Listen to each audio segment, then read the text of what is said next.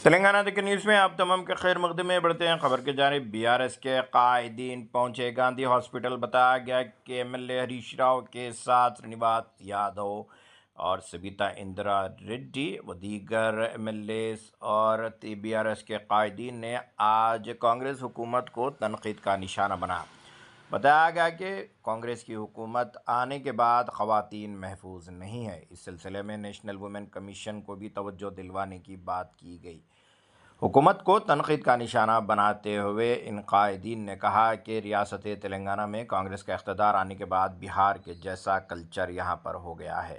अगर अभी तक आपने चैनल को सब्सक्राइब नहीं किया तो फौरी कर लें। आलमी, मुल्की, रियासती, मुकामी खबरों के लिए देखते रहिए आपका अपना चैनल तेलंगाना दिक्कत न्यूज़।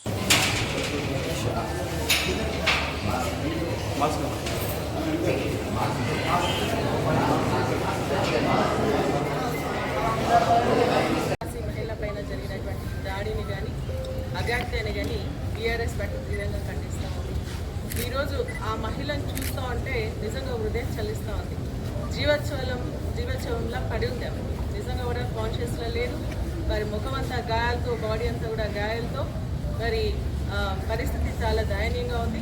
ఆమెకు మంచి వైద్యాన్ని అందించాలని చెప్పేసి మేము డిమాండ్ చేస్తూ ఉన్నాం.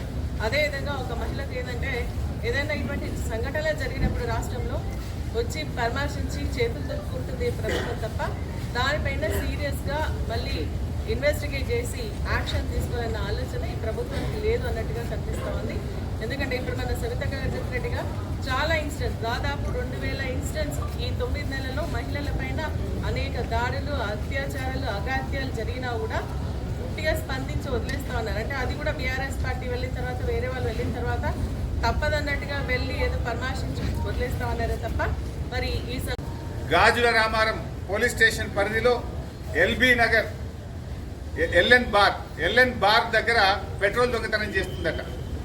ఆమె బండిలో పెట్రోల్ అయిపోతే పెట్రోల్ దొంగతనం చేస్తే ఆ బార్ యొక్క సెక్యూరిటీ వాళ్ళు వచ్చి ఏందమ్మా ఇట్లా చేస్తున్నావు అని అడ్డుపడే ప్రయత్నం చేస్తే అమ్మాయి తన ఫ్రెండ్కి ఫోన్ చేసింది. 10 నిమిషాల్లో థార్ వాహనంలో 22-24 ఏళ్ల వయసున్న 4 పిల్లలు వచ్చి గాల్లో తుపాకులు తీసుకొని కాల్పులు జరిపి బెదిరించి ఆ అమ్మాయిని తీసుకొని అక్కడి నుంచి వెళ్ళిపోయింది. అంటే ఎక్కడికి వెళ్ళి వస్తున్నాయి ఈ తుపాకులు? ఒకప్పుడు బీహార్లో ఉండేవి నాటు తుపాకులు, ఇవాళ తెలంగాణలో నాటు తుపాకులు రాజ్యం వెళ్తున్నాయి. 22-24 ఏళ్ల యువకుల చేతుల్లో నాటు తుపాకులు ఉన్నాయి. పోలీసులు వాళ్ళని సబ్మిట్ చేసినప్పుడు నువ్వు ఎందుకు ఈ తుపాకులు ఎక్కడి నుంచి తెచ్చినావని ఆ పిల్లల్ని అడిగితే బీహార్ పోయి కొనుక్కొని వచ్చినా, మేము రియల్ ఎస్టేట్ వాళ్ళని బెదిరించి డబ్బులు సంపాదించుదామని తుపాకులు తెచ్చినామని ఆ పిల్లలు చెప్పినట్టుగా పోలీసులు చెప్పిన వార్త నేను చూశాను. కేసీఆర్ గారి హయాంలో 5 ఏళ్లలో 2018 నుంచి 2023 వరకు ఈ స్మగుల్డ్ వెపన్స్ ఎన్ని సీజ్ చేసిందంటే 200 సీజ్ చేసింది. కానీ కాంగ్రెస్ ప్రభుత్వం వచ్చిన 9 నెలల్లో 230 స్మగుల్డ్ వెపన్స్ సీజ్ అయినాయి. అంటే నాటు తుపాకులు రాజ్యం వెళ్తున్నాయి. అడ్డగోలుగా స్మగుల్డ్ వెపన్స్ ఈ రాష్ట్రంలోకి దిగుమతి అవుతా ఉన్నాయి. లా అండ్ ఆర్డర్ కుప్పకూలింది. ఇవాళ ప్రభుత్వం నిద్రపోతున్నటువంటి పరిస్థితి మనం చూస్తూ ఉన్నాం. అంటే ఈ రకంగా మొత్తంగా మన రాష్ట్రం యొక్క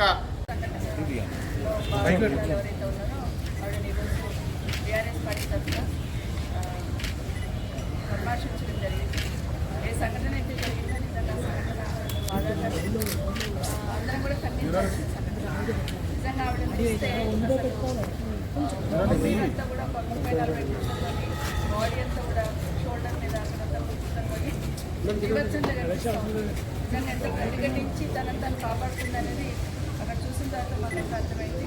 నిజంగా ఒక్కసారి వెనక్కి తిరిగి ఆలోచిస్తే 8 నెలలు ఈ రాష్ట్రంలో జరుగుతున్న అన్నీ చూస్తూ ఉంటాయి. అంటే పాలన గాలి వదిలేసి, శాంతి భద్రతలు గాలి వదిలేసి, ఏది జరిగినా ప్రభుత్వానికి సంబంధం లేదన్నట్టు ఏ విధంగా అయితే బిహేవ్ చేస్తున్నారో మళ్ళీ ఇలాంటి సంఘటనలు జరగడానికి ఆస్కారం ఏర్పడతాం. గత 8 నెలల్లో మహిళల మీద ఎలాంటి అత్యాచారాలు, అఘాయితాలు జరిగినాయి అనేది రాష్ట్రంలో అందరూ వింటూ ఉన్నారు. అసెంబ్లీ వేదికగా మాట్లాడుతూనే ప్రభుత్వానికి చల్లడం లేదు. దాదాపుగా 1500 పైచిలకు సంఘటనలు మహిళల పట్ల జరిగిన సంఘటనలు చూస్తున్నాం. హైదరాబాద్ చుట్టుపక్కల కానీ బంగారం లాంటి తెలంగాణను కాంగ్రెస్ ప్రభుత్వం వచ్చినాక అతులం కుతులం చేస్తుంది. అసలు ఎవరికి అర్థమే అయితే లేదు. ప్రజలంతా అయోమయంలో పడిపోయింది. రైతులు ఇప్పుడు ఈరోజు సురేందర్ రెడ్డి నా అగ్రికల్చర్ ఆఫీస్లో 52 ఏళ్ళ వయసు ఈరోజు మేడ్చల్ల ఊరేసుకొని చనిపోయాడు. రుణమాఫీ కాలేదని ప్రతి ఒక్క రైతులు కూడా మా కేసీఆర్ పాలనలో రైతులు ఎంత ఆనందంగా ఉన్నారు, ఎంత పంటలు పండించారు, దేశానికి ఆదర్శంగా నిలిచింది. మా తెలంగాణ రాష్ట్రం పంటలలో రైతులలో అంత మంచిగా నడిచారు రైతులన్నలు. ఇవాళ కాంగ్రెస్ వచ్చినాక అతలం పితలం అయిపోతుంది. రుణమాఫీ చేస్తా అంటారు, మోసపూడితే మాటలు చెప్తారు, 32 కోట్లు అంటారు, 31 కోట్లు అంటారు, 42 కోట్లు అంటారు. మళ్ళీ ఆఖరికి ఇచ్చేది 10-12 కోట్లు. అవి కూడా ఎటు కాకుండా ఇచ్చేసి మళ్ళీ గుడ్ల మీద ఒట్లు తింటారు, దేవుళ్ళ మీద ఒట్లు తింటారు. ఆ ఒట్లకు కూడా సరిగా జరిగింది. ఎక్కడ చూసినా అత్యాచారాలు, గుండాయిజము, రౌడీజము, ప్రతి జాగాలో కూడా ఇదే నడుస్తుంది. దయచేసి ప్రజలందరూ కూడా అల్లకల్లోలంగా ఉన్నారు. మంచిగా ప్రభుత్వం నడవాలి. కాంగ్రెస్ ప్రభుత్వం వచ్చినాక పెద్ద పెద్ద స్కీములు చెప్పారు, కానీ వాళ్ళు ఏం ఇంప్లిమెంట్ చేయలేకపోతున్నారు. రైతులను కూడా రుణమాఫీ చేసి రైతులను ఆదుకోవాలని కూడా, మిగతా రుణమాఫీ చేసి ఆదుకోవాలని కూడా కోరుతున్న అందరికీ కూడా